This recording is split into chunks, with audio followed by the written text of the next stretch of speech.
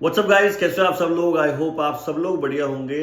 Canada immigration काफ़ी दिनों से सिग्निफिकेंट न्यू रूल्स निकाल रही है। सबसे रीसेंट जो अभी नया रूल आया है वो आया एसडीएस, जो स्टूडेंट डायरेक्ट स्ट्रीम होती थी, जिसमें स्टडी परमिट की एप्लीकेशन लगती थी, जो 5-6 साल पहले ही ओपन हुई थी। और इसके अंदर जो प्रोसेसिंग टाइम था वो थोड़ा सा फास्ट होता था। इसके अंदर आप जीआईसी भरते थे और अगर आपके आयल्स में सब में 6 ईच होते थे तो आपकी फाइल इसमें जाती थी। आप 1 साल की फीस भरते थे, आपके पास लेटर ऑफ एक्सेप्टेंस होता था, फीस रिसिप्ट होती थी, आयल्स होती थी, मेडिकल होता था, जीआईसी होती थी, तो आपकी फाइल इसमें चली जाती थी और प्रोसेसिंग टाइम कम होता था और वीज़ा आने के चांसेस भी इसमें अच्छे होते थे थोड़े से, as compared to non SDS.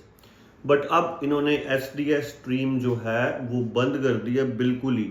अब जब आप फाइल लगाओगे तो आपको जीआईसी भरनी है, नहीं भरनी, आपको आयल्स में 1 में 5.5 हैं, ओवरऑल जितने भी हैं, तो जो ये फाइल्स लगती थी आपकी भी फाइल उसी के अंदर ही जाएगी, चाहे आपके आयल्स में सब में 6 हैं, जीआईसी भर रहे हो या नहीं भर रहे। वो अलग बात है कि हाँ, जब ऑफिसर आपकी फाइल देखेगा कि आपने सारी जो रिक्वायरमेंट्स है उसको पूरा किया हुआ है तो आपके वीज़ा आने के चांसेस अच्छे होंगे। बट अब सारी फाइल्स नॉन एसडीएस के अंदर जाएगी।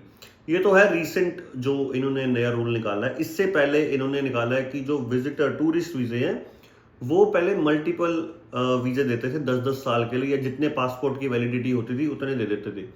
बट अब उन्होंने उसको भी ऑफिसर के ऊपर डिपेंड है, ये वाला रूल निकाल दिया भी हाँ, हो सकता है सिंगल एंट्री दे दे, हो सकता है कि वो मल्टीपल दे दे, हो सकता है आपको 1 महीने का 2 महीने का वीज़ा दे, हो सकता है कि आपको 10 साल का दे दे।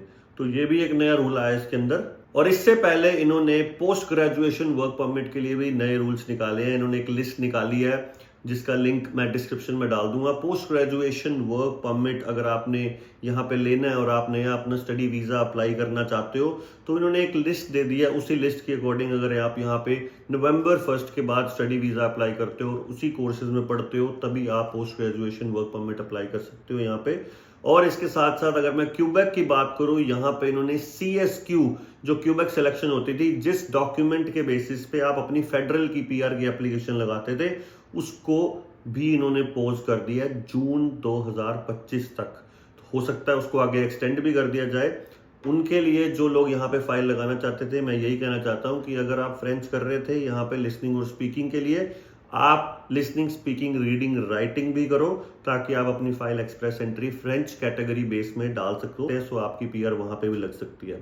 तो ये थे कुछ नए जो इन्होंने रूल्स निकाले थे इमिग्रेशन ने। और जैसे ही कोई नए रूल इमिग्रेशन निकालेगी तो मैं उसके ऊपर एक अलग से वीडियो बना दूंगा। और अगर आपको और भी कोई भी क्वेश्चन है, कोई क्वेरीज है, you can contact us. Kataria immigration service is always there to help you. Thank you so much.